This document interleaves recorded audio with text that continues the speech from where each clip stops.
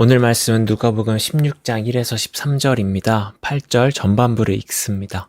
주인이 이 옳지 않은 청지기가 이를 지혜 있게 하였으므로 칭찬하였으니, 오늘은 불의한 청지기라는 예수님의 비유인데, 이 비유는 비유를 듣고 비웃었던 바리새인들의 반응처럼 좀 앞뒤가 맞지 않는 이야기입니다.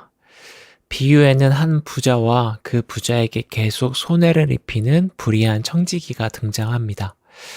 그는 부자의 소유를 가지고 자기 마음대로 낭비합니다. 부자는 청지기를 불러 해고시키려고 하죠.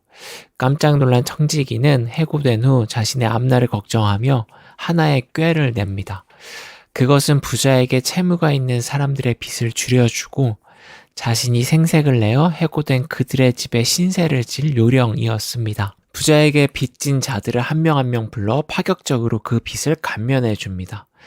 채무자들은 빚이 줄어 좋을 테지만 이 부자의 손해는 청지기가 집을 떠나는 그 순간까지 늘어만 갑니다. 그런데 어찌된 일인지 부자는 해고되기 직전까지 자신에게 손해를 입히며 자기 살 길을 찾는 이 불성실하고 부도덕하고 불의한 청지기에게 네가 지혜로운 일을 했구나 라고 칭찬합니다. 이 상황이 쉽게 이해가 되시나요? 이 부자는 똑같이 자신의 소유에 손해를 입혔음에도 낭비로 손해를 입힌 것은 불의한 일이고, 청지기 자신을 위해 생색을 내며 파격적으로 빚을 감면해 주는 것은 지혜로운 일로 여긴다는 말입니까? 이 부자의 칭찬 참 공감되지 않습니다. 만약 지금 우리 사회에 이런 청지기가 있었다면 부자는 각종 민형사 소송으로 이 응당 그 책임을 묻고도 남았을 겁니다. 이러한 청지기는 지혜로운 자가 아니라 사기꾼에 가깝기 때문입니다. 그런데 이러한 생각은 우리가 재물을 소유의 관점에서 볼 때 드는 생각입니다.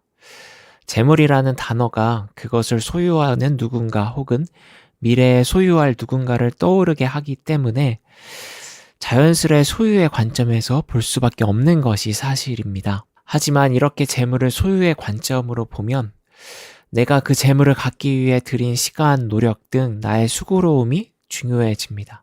쉽게 말해 피땀 흘려 모은 재물이라는 생각이 강해집니다. 또한 얼마의 재물을 벌 수 있는지 재물을 벌어들이는 능력도 중요해집니다. 이뿐만 아니라 재물을 소유로 보면 그 재물을 소유할 때 누릴 수 있는 것들이 중요해집니다. 재물을 많이 가질수록 대우받고 물적으로나 심적으로나 여유로워지는 재물이 주는 평온함에 많은 관심을 갖게 됩니다. 재물이 곧 평화고 기쁨이 됩니다. 이렇게 소유의 관점으로 비유를 보면 부자의 소유를 자꾸 갉아먹는 청지기는 부자의 시간과 노력, 능력을 헛수고로 만드는 자이고 부자의 평화를 파괴하는 자가 됩니다. 어찌 그가 지혜로운 자일 수 있겠습니까? 처음부터 끝까지 그는 악당입니다.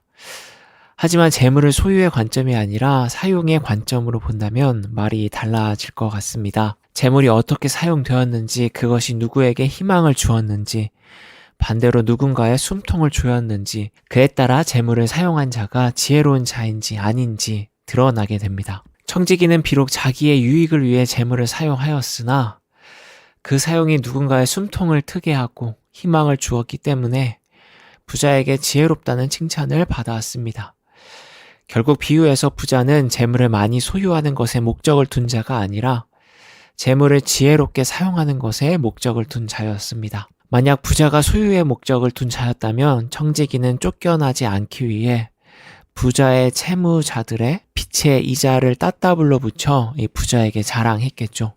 이 비유에서 부자는 하나님을 상징하는 것으로 보입니다. 시편의 고백처럼 이 세상 모든 것이 그의 소유입니다. 모든 것을 소유한 하나님은 자신의 소유를 더 이상 늘릴 필요가 전혀 없습니다. 그러기에 하나님의 관심은 우리의 소유가 우리 것이 아니라는 청지기의 마음과 청지기에게 맡긴 하나님의 재물이 충실하고 지혜롭게 사용되었는지 그것에 있을 것입니다. 한편 예수님은 이 비유 끝에 단호히 말씀하십니다. 하나님과 재물을 함께 섬길 수 없다. 예수님의 비유와 그가 내린 결론으로 보건대 예수님도 돈을 모으는 것에는 별로 관심이 없어 보입니다. 예수님 그의 관심도 재물을 어떻게 쓸 것인가, 그리고 가난으로 비참한 이들의 삶을 어떻게 돌볼 것인가, 이것에만 집중되어 있는 듯 보입니다. 그러나 이 예수님의 가르침은 대한민국에서 좀처럼 받아들이기 힘들다는 생각이 듭니다. 우리 사회에선 일단 재물이 내 수중에 많을수록 무시받지 않고 비참해지지 않습니다. 미래에 대한 두려움도 줄어들고 다양한 경험도 가능합니다.